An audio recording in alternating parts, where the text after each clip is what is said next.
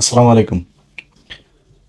আপনাদের আজকে যে কথাগুলো বলবো এই কথাগুলো আরও অনেক পরে বলার ইচ্ছা ছিল, কিন্তু বেশ কিছু ঘটনা, বিশেষ করে সবশেষ চট্টগ্রাম বিশ্ববিদ্যালয়ে যে ঘটনাটা ঘটেছে সেটার পরে মনে হলো যে পরিস্থিতি খুব বেশি ঘোলাটে হওয়ার আগেই আপনাদেরকে জানানো উচিত। দেখেন, বর্তমান সরকার ক্ষমতায় এসেছে, আমরা কিন্তু আমি সরাসরি কিন্তু বিএনপির বিরুদ্ধে ক্যাম্পেইন করেছি এবং আগেও বলেছি যে যে অবস্থা, বিএনপি এবং জামাত এই দুইটা দলের নাম কিন্তু গেল 15 বছর উচ্চারিত হয়েছে এককভাবে না, যৌথভাবে উচ্চারণ করা হতো। বিএনপি জামাত, জামাত বিএনপি, বিএনপি জামাত, জামাত বিএনপি। কোনো ঘটনা হইলেই শেখ হাসিনা বলতো নাশকতার সাথে জড়িত বিএনপি জামাত, জামাত বিএনপি, এইভাবেই কিন্তু। অতএব এই দুইটা দল এখন বাংলাদেশের একটা পক্ষ, আওয়ামী লীগ আরেকটা পক্ষ। সেই পক্ষটা নেই, আপনাদের মাঝে একটা বিরোধিতা তৈরি হয়েছে। সেই বিরোধিতা কি? নির্বাচনের বিরোধিতা।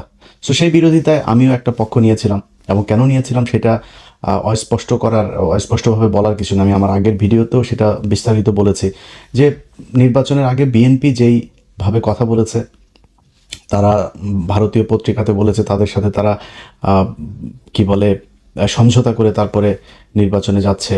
বিএনপির নেতারাও সরাসরি বলেছে, কেন্দ্রীয় নেতা একেবারে মহাসচিব পর্যন্ত বলেছে যে বিএনপি ক্ষমতা এলে সব মামলা প্রত্যাহার করে নেওয়া হবে। বিএনপি আওয়ামী লীগ ভাই ভাই, আওয়ামী লীগের কাছে ভোট চাওয়া হয়েছে, তারা হাদির বিরুদ্ধে অবস্থান নিয়েছে, তারা না ভোটের পক্ষে অবস্থান নিয়েছে, এগুলো প্রকাশ্যেই তারা কথা বলেছে। সো সেই জায়গাতে আমরা গেল 15 বছর তো দুর্নীতির বিরুদ্ধে লড়াই করি নাই, গেল 15 বছর আমরা লড়াই করেছি বাংলাদেশে ভারতীয় আধিপত্যবাদ এবং আওয়ামী লীগকে আমরা মনে করি ভারতের একটা বি টিম, বাংলাদেশের একটা বিজেপির কট্টর হিন্দুত্ববাদীদের একটা শাখা। এদের ইসলামের জন্য মুসলমানদের প্রতি এদের যে ক্ষোভ, ভারতীয়দের সেই একই ক্ষোভ। সো এই দুইটাকে আলাদা করে দেখার কিছু, এই জন্য আমরা এই যুদ্ধটা করেছি। যখন বিএনপি দেখেছি এখানে তাদের মতো করে কথা বলছে, সে আওয়ামী লীগকে নিয়ে আসার চেষ্টা করছে, বিএনপিতে দলে দলে আওয়ামী লীগের লোকজন যাওয়া শুরু করলো, এগুলো মিলিয়ে আমি একটা অবস্থান নিয়েছি, সেটা নির্বাচনী অবস্থান। আর আপনি নির্বাচনে যদি মনে করেন কোনো প্রতিদ্বন্দ্বিতা হবে না, সেটা তো আন্তর্জাতিকভাবেও তো আপনি স্বীকৃতি পাবেন না। এখন নির্বাচন যেভাবে স্বীকৃতি পেয়েছে, একটা বিরোধিতা ছিল, বিশাল বিরোধিতা হয়েছে, তো আমরা একটা পক্ষ নিয়েছি। কিন্তু তার মানে এই না যে বিএনপির প্রতি আমাদের আচার আচরণ সে আওয়ামী লীগের মতো হবে। আনলেস তারা যদি সেই পর্যায়ে যায়, তাহলে আমাদের সেটা তারেক রহমান না, জিয়াউর রহমান উঠে এসেও যদি নাকি আওয়ামী লীগের মতো আচরণ করে, আমাদের অবস্থান সেই বিএনপির বিরুদ্ধে আওয়ামী লীগের সময় যেরকম করতাম সেটাই হবে। বাট এখন পর্যন্ত পরিস্থিতি তো সেখানে যায়নি। আমরা জামাতের পক্ষে আমি নির্বাচন করেছি, মানে তাদের হয়ে ক্যাম্পেইন করেছি, তাদের সরাসরি তাদেরকে সমর্থন দিয়েছি, তাদের ভোট চেয়েছি। কিন্তু জামাত ইসলামও কিন্তু আমাদের সাথে, মানে আমার সাথে আর কি, মোটামুটি হালকা ছলনা করেছে। সেটা কিরকম বলি, ধরেন এই যে নির্বাচনটা হইল, এই নির্বাচনের আগে কিছু ঘটনা ঘটেছে, যে ঘটনাগুলো আমাদেরকে জানানো হয় নাই, সেটা জামাত জানতো। সেটা আমরা নির্বাচনের পরে জেনেছি যে জামাত যে এই বিষয়গুলো জানতো। কি সেটা আমি সরাসরি এখন বলছি না, যেটা বললাম যে আরও অনেক পরে আপনাদের সাথে আরও অনেক কথা হবে, তখন জানতে পারবেন। এখন সংসদে আপনারা যে বিরোধিতাটা দেখছেন না, এই বিরোধিতাটা কিন্তু আওয়ামী লীগ বিএনপির যে বিরোধিতা সেই বিরোধিতা না, এটা আর্টিফিশিয়াল ক্রিয়েটেড, এটা নিজেদের মধ্যে সমঝোতার মাধ্যমে একটা বিরোধিতা হচ্ছে। আপনাদেরকে নির্বাচনের রাতের কথাটা বলি। আপনার কি মনে হয় যে নির্বাচনের রাতে জামাত ইসলামকে যেভাবে মিডিয়া কুয়ের মাধ্যমে হারানো হলো, জামাতের এইটুকু শক্তি ছিল না যে তাদের একটা ফাইট করা, তাদের একটা গ্যাঞ্জাম বাঁধানো, তাদের একটা প্রতিবাদ করা, এমনকি গণমাধ্যমে কথা বলার সময় তারা কতটা সহনশীল হয়ে তারপরে কথা বলেছে, এগুলো আপনারা মনে আছে। এর কারণ কি? এখন আপনারা যেগুলো দেখছেন সংসদের ভেতরে, আচ্ছা এক এক করে যদি বলি, ধরেন আমাদের ছিল কি, আমাদের ছিল যে আওয়ামী লীগকে যেন ব্যাক করতে না দেওয়া হয়। নির্বাচনের আগে বিএনপি যেমন করেছে, নির্বাচনের পরে কি বিএনপি সেই ধারাবাহিকতা বজায় রেখেছে? তারা নির্বাচনের পরে এসে সেই আওয়ামী লীগের কার্যক্রম নিষিদ্ধ তো রাখলই, সেটা শুধু আপনার অধ্যাদেশ না, সেটাকে আইনেও পরিণত করা হলো। এই আদেশটাকে তারা আইনে পরিণত করলো। এখন এরপরে হচ্ছে এই যে জুলাই শহীদ যারা, জুলাই যোদ্ধা যারা, তাদেরকে ইনডেমনিটি দেয়া। যদি আমি এটার পক্ষপাতিত্ব না, ইনডেমনিটি দেওয়ার মানে হচ্ছে একটা অপরাধ হয়েছিল, এই অপরাধকে আমরা পৃথিবীর কোনো বিপ্লবকে কখনো ইনডেমনিটি দিয়ে বাঁচাইতে হয় নাই, এটার ঘোর বিরোধিতা। বাট ইউনূস সরকার যেটা চেয়েছে, এই যোদ্ধারা যেটা চেয়েছে, এনসিপি যেটা চেয়েছে, জামাত যেটা চেয়েছে, সেই কাজটাই করা হয়েছে। বিএনপি সেটাকেই আপনার আইনে পরিণত করলো। সো আমাদের তো কোনো সমস্যা নাই, আমরা যেটা চেয়েছি সেটা হয়েছে, সেটা হচ্ছে। মোটা দাগে বিএনপি এখন পর্যন্ত বিরুদ্ধে যায়নি, বাট যেটা শুরুতে বললাম, যদি যায় আমাদের আচরণ কিন্তু সেই আওয়ামী লীগের মতো হবে। এখনো পর্যন্ত আমি বিশেষ জায়গার ঈদের 2 দিন আগে আমার সাথে একটা পক্ষের কথা হলো, যে কোনো এক জায়গার, তাদের সাথে আমি খুব মানে নিজের খুব ডিপ্রেশনের কথা জানাচ্ছিলাম যে আমি আসলে খুব ডিসঅ্যাপয়েন্টেড, এই যে এইভাবে চলছে, এই হচ্ছে, এইভাবে কথাবার্তা বলছে। তারা আমার বলল যে 1 বছর ধৈর্য, 6 মাস থেকে 1 বছর ধৈর্য ধরতে। আমি যা দেখছি পরিস্থিতি এরকম থাকবে না। তো আরও অনেক বিস্তারিত এগুলো আপনাদেরকে এখন আর বলছি না, অতএব একটু ধৈর্য ধরতে হবে। আজকে এই যে চিটাং বিশ্ববিদ্যালয়কের ঘটনা নিয়ে, তারপরে ছাত্রদল ছাত্র শিবিরকে বলছে গুপ্ত, ওরা আবার এদেরকে আপনার তারেক রহমানকে অ্যাটাক করছেন। ভাই, ছাত্র শিবির বা জামাত ইসলাম, এখানে মূলত ছাত্র শিবিরকে শুধু একটা কথা বলবো, ভাই আপনাদের সাথে গন্ডগোল হচ্ছে ছাত্র দলের। আপনি ছাত্র দলকে কাউকে যদি কিছু, বা ছাত্র দলের সংগঠনকে আপনি যদি করেন, তাদেরকে অ্যাটাক করেন, তাদের ব্যাপারে কথা বলেন, তাদেরকে যা মনে চায় বলেন, কিন্তু আপনি তারেক রহমানকে টেনে যখন নিয়ে আসবেন, তখন দলীয় প্রধান হিসেবে সেও কিন্তু তার ধৈর্যের সীমা পার হইতে পারে। সো আপনার তারেক রহমানকে নিয়ে তো আসার তো এখানে দরকার নেই। তারা কিন্তু গুপ্ত টুপ্ত এগুলো বলছে, ইটস ওকে, আপনারা তো রাজাকার বলে নাই, আপনারা তো পাকিস্তানি বলে নাই, ওইখান থেকে তো ছাত্রদল বেরিয়ে এসছে, এটার জন্য তাদেরকে অন্তত সাধুবাদ দেওয়া উচিত। কিন্তু আপনি তাদের এইটাকে অ্যাটাক করতে যায়, তাদের সাথে মারামারি করছেন, তাদের সাথে এগুলো সব ঠিক আছে, কিন্তু তারেক রহমানকে অ্যাটাক করেন না। এটাতে দলীয় প্রধান যিনি, তার সাথে আপনাদের দলীয় যিনি প্রধান আছেন, আমার কাছে যতটুকু তথ্য, তারা প্রতিদিন তাদের ব্যাপারে তাদের সাথে ব্যক্তিগত আলাপ হয়, মানে রাজনৈতিক আলাপ ব্যক্তিগতভাবে হয়। এবং এই আগামীকালকে সংসদে যে জামাত ইসলাম ওয়াকআউট করবে, সেটাও বিএনপি একদিন আগে জানে যে কালকে ওনারা করবেন, এবং সেটারও মোটামুটি দুইজনের মধ্যে নেগোসিয়েশনের মাধ্যমেই হয়। এখন এটার কারণ কি, এটা আপনার অনেকের হয়তো মনে হতে পারে যে জামাত ইসলাম তাইলে এরকম করে কেন। দেখেন, জামাত ইসলামের এবং বিএনপির সামনে এখন যে চ্যালেঞ্জ, সেই চ্যালেঞ্জ হচ্ছে ভারত এবং আওয়ামী লীগ। এটা যেন ব্যাক না করে। জামাত ইসলামের টার্গেট আওয়ামী লীগকে যতদিন রাজনীতির বাইরে রাখা যাবে, তারা সরাসরি বলি যে 5 বছর যদি আওয়ামী লীগ না আসে, না থাকে, কোনো কোনো সম্ভাবনা নাই, আল্লাহর রহমতে কোনো সম্ভাবনা নেই, পৃথিবীর কোনো যৌক্তিক কারণের সময় আল্লাহ যদি ওহী নাজিল করে কিছু করে, সেটা অন্য জিনিস। কিন্তু আওয়ামী লীগের আগামী 10-15 বছরের ভেতরে বাংলাদেশে রাজনীতি করার কোনো সুযোগ আমি দেখছি না। যদি আসেও মনে করেন 15 বছর পরে, তাদের ক্ষমতায় আসতে আরও 15 বছর লাগবে। যদি হাইপোথেটিক্যালি কোনো অকারেন্স, কোনো আকাম কুকাম যদি বিএনপি জামাত না করে, তাইলে হয়তো আসতে পারে। কারণ শেখ মুজিবের আকাম কুকামের সেই দৃশ্য কিন্তু আমরা ভিজুয়াল মিডিয়াতে, তখন পিনাকি ইলিয়াসরা ছিল না, সো তাদের এই ভিজুয়াল এগুলো আপনাদেরকে দেখাইতে পারে নাই কেউ।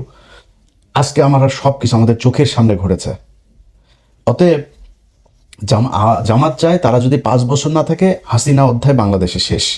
যদি 10 বছর আসতে না পারে, তাহলে আওয়ামী লীগ ফিরে আসবে, তবে ওই মুসলিম লীগ হয়ে ফিরে আসবে, জাতীয় পার্টি হয়ে ফিরে আসবে, এর বাইরে কোনো কিছু না। তারও যদি 10-15 বছর বেশি হইলে, তাহলে ওই আমতারেকের মতো বিকাশে টাকা টুকা চায়া খাইতে হবে, এর বাইরে কোনো কিছু এই দেশে কোনো সম্ভাবনা নাই, যত কিছুই করুক তারা। এখন এই যে একটা চ্যালেঞ্জ, যে আওয়ামী লীগকে যেভাবেই হোক 10-15 বছর অন্তত রাজনীতি থেকে দূরে রেখে তাদেরকে পঙ্গু করতে হবে, এটা দুইটা দল যদি মিলেমিশে না থাকে তাহলে সম্ভব না। এখন এখানে সরকারি দলের দায়িত্বশীলতার বিষয়টা খুব বেশি জরুরি। আমি প্রথমে শিবিরকে যেমন বললাম, ছাত্র দলকেও বলি, ভাই বাংলাদেশের ইতিহাসে কোনোদিন শুনেছেন আজকে জামাত ইসলাম যেই সহনশীলতা আপনাদেরকে দেখিয়েছে এই নির্বাচনে? আমার মানে জামাত ইসলামের বাইরে, আমি তো জামাত করি না, বাট আমি জামাতের বাইরে জামাতকে আমি পছন্দ করি, তাদের হয়ে আমি নির্বাচনে কাজ করেছি। জামাতের বাইরে যদি সবচেয়ে বেশি জানে, সেটা মনে হয় আমি জানি। এখন জামাত ইসলামকে যদি নাকি আপনি মনে করেন যে নির্বাচনের রাত থেকে শুরু করে আজকে পর্যন্ত তাদের যে কথাবার্তা, তারা যেই ধৈর্যের পরিচয় দিয়েছে, গত পরশু দিনের কথাই বলি, জামায়াতের আমির বাংলাদেশের ইতিহাসে প্রথম বিরোধী দলীয় নেতা, একটা জাতীয় ক্রাইসিসে এরকম, এই নির্বাচন থেকে এই পর্যন্ত বিএনপি যদি বিরোধী দলে যেত, আমি গ্যারান্টি দিতে পারি আপনাদেরকে, এর মধ্যে অন্তত 15 দিন হরতাল হয়ে যেত, সরকার পতনের আন্দোলন ডাক চলে আসতো। বিরোধী দলীয় নেতা বলে যে এটা সরকারের তৈরি করা সংকট না, এই সংকট বৈশ্বিক সংকট। শফিকুর রহমান বলে নাই সংসদে দাঁড়ায় এই কথা? বাংলাদেশের ইতিহাসে কোনোদিন বিরোধী দলীয় নেতা সরকারকে এইভাবে সাপোর্ট দিয়েছে? কোনোদিন দিয়েছে? কখনোই হয়নি। আজকে সেটা জামাত ইসলাম দিচ্ছে। সো এইটুক ধৈর্য আপনাদের ভেতরে রাখা উচিত। আর আপনারা মারামারি করেন, কাটাকাটি করেন, যাই করেন, একটু মনে রাখেন এই গেল 1.5 বছর আগে একসাথে জেলখানায় বসে এর বাড়ির মুরগির গোশত আপনি খেয়েছেন, ওনার বাড়ির ডিমের তরকারি আপনি খেয়েছেন। আপনাদের কাছ থেকেই শোনা, জেলখানায় বসে আপনাদের কাছ থেকে শুনেছি। সো আপনাদের দুইজনের গন্তব্য এক ছিল, ধান খেতে একসাথে মশারি টাঙিয়ে ঘুমিয়েছেন আপনারা, জামাত শিবির একসাথে বসে, মানে শিবির ছাত্রদল একসাথে বসে।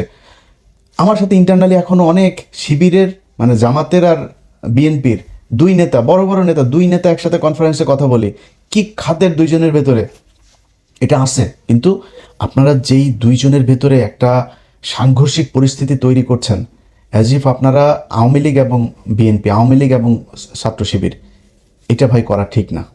আপনাদের ভেতরে সমস্যা থাকবে, 15 বছরের চিত্রগুলো একটু মাথায় নিয়ে আসেন, নিয়ে এসে তারপরে এই দ্বন্দ্বগুলো করেন। দ্বন্দ্ব থাকবে আপনাদের ভিতরে, দুই পক্ষের এক রকমের চিন্তাভাবনা হবে না। কিন্তু ছাত্রদলের, বিশেষ করে বলি ছাত্রদলের ভাইরা শুনেন, আপনারা যদি রাগ করেন না ভাই, বিএনপি ছাত্রদল আপনারা রাগ করলে সমস্যা। আপনারা এখন আমাদেরকে মনে করেন আমরা মনে হয় আওয়ামী লীগ হয়ে গেছে। ভাই আমরা আপনাদের এখন অনেক পোকামাকড় আছে, অনেক কুকুর বিড়াল আছে, এগুলো চারপাশে দুধ ছিটান, তো কাকের অভাব নেই। সো আপনারা আমরা আপনাদের যেই দুঃসময় ছিলাম আবার দুঃসময় পাবেন, টেনশন করেন না যদি লাইনে থাকেন। আর যদি সুসময় এর চাইতেও শক্তিশালী হন, ইন্ডিয়ার পেটে ঢোকেন, জীবনে কোনোদিন পাবেন না। সো আপনাদেরকে শুধু একটা কথা বলি, আওয়ামী লীগ যেই স্টাইলে বিশ্ববিদ্যালয় চালিয়েছে ছাত্রলীগ, সেই একই স্টাইলে যদি আপনারা এই টেন্ডারবাজি, সেই আপনার ওই guest room test room culture, আপনি সেই রিগিং টিং সব এই যদি আগের মতোই যদি শুরু করেন, তাইলে কিন্তু ভাই অবস্থাটা সেই ছাত্রলীগের মতোই হবে।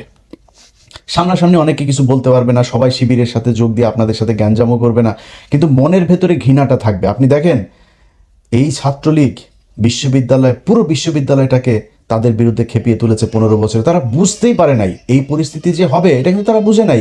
তারা কি করেছে, তারা তাদের মতো করে চলেছে। আরে বাবা, বিশাল ছাত্রদলের ওই যে সভাপতিরা ছিল ঢাকা বিশ্ববিদ্যালয়, এখনো মনে আছে, কালো চশমা চোখে দিয়া, কোথায় তোরা? সাদ্দাম, এই যে এরা টোকাই মোকা, এগুলো কোথায় এখন? কোনো দেশের মানুষ তাদের পক্ষে নাই। এই হচ্ছে অবস্থা। এটা কেন হয়েছে? আপনাদের কারণে হয়েছে। এখন আপনারা যদি আজকে যদি সেই ছাত্রলীগের মতো আচরণ করেন, তাহলে কিন্তু আপনাদের প্রতি মানুষ এভাবে বেশি উঠবে। এই বাংলাদেশ কিন্তু গেল 1.5 বছরে ডাকসু জাকসু যত জায়গায় শিবিরের এই আপনার ছাত্র সংসদগুলো তৈরি হয়েছে, তারা কিন্তু একটা চিত্র দেখেছে। কি দেখেছে এটা ভাই আপনারা ভালো জানেন। বিএনপির লোকজন, আপনাদেরকে বলি ভাই, আপনারা যদি এখন মনে করেন যে মানে তর্ক করার জন্য গায়ের ধাক্কা দিয়ে একটা কথা বলবেন, বলতে পারেন, রাজাকার মাজাকার হাবি জাবি গালাগালি করে কথা। অনেক ভাইদের এখন দেখি ফেসবুকে, আমার এক সময় খুব ক্লোজ ছিল, তারা এখন আমাদের বিরুদ্ধে যায়, কোনো সমস্যা নয়। আপনার মতো এরকম 2-4-5 হাজার মানুষ আমাদের বিরুদ্ধে বললে যাবেও না, আসবেও না।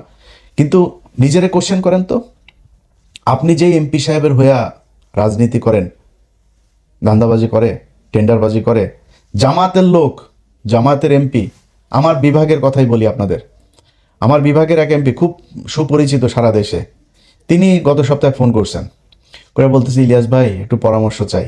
কি ভাই? দেখেন বিএনপির লোকজন এইভাবে এসে বিভিন্ন কাজটা, যেগুলো তাদের লোকজনকে কোনো নিয়ম শৃঙ্খলা নাই, তারা এইভাবে জোর করে চাচ্ছে। তো কেন্দ্রকে জানাইলাম, কেন্দ্র বলল যে বেশি বাড়াবাড়ি করার দরকার নেই বিএনপির সাথে। এই হচ্ছে অবস্থা ভাই। আপনারা এগুলি করেন, আপনাদের রাজনীতিটাই 2 নাম্বারই করার জন্যই করা, এটা নিয়ে কিন্তু সমস্যা নাই। আমাকে যারা গত 15 বছর দেখেছেন, বিশেষ করে শেষ 8 বছর আমার এই ফেসবুক ইউটিউবে যারা আমাকে দেখেছেন, আমি সরাসরি একটা কথা বহুবার বলেছি যে বিএনপি যদি আওয়ামী লীগের মতো 15 বছর ক্ষমতায় থাকে, দুর্নীতির ক্ষেত্রে আওয়ামী লীগের চাইতে বেশি হইতে পারে। এই কথা যারা আমার ভিডিও দেখেছেন আপনারা স্বীকার করেন যে হ্যাঁ, এটা ইলিয়াস বলেছে। আজও বলছি, দুর্নীতিতে আপনারা তার চাইতেও ভালো কিছু করবেন, এটা আগেও আপনারা প্রমাণ করে গিয়েছেন। দুর্নীতি নিয়ে আমাদের কোনো সমস্যা নেই ভাই, আমি এটা নিয়ে গ্যারান্টি দিতে পারবো না। এই বাংলাদেশ গত 1.5 বছরে দেখলাম তো, আসিফ নজরুল আর ইউনূসের মতো লোক লোভ সামলাইতে পারে নাই, এই দেশের নিয়ে আর আমার এই দুর্নীতির ব্যাপারে কোনো হিসাব নেই। নিজেরা এখন জুতা দিয়ে পিটাইতে মন চায় যে কেন কিছু টাকা পয়সা কামাই নেই গেল 1.5 বছরে, অনেক সুযোগ এসেছিল, কামাই নেই। সেই টাকাগুলো থাকলে এখন আবার নিজের টাকা পয়সা নিয়ে টেনশন করতে হইতো না। তো আপনারা দুর্নীতি করেন, এটা মানে নিন।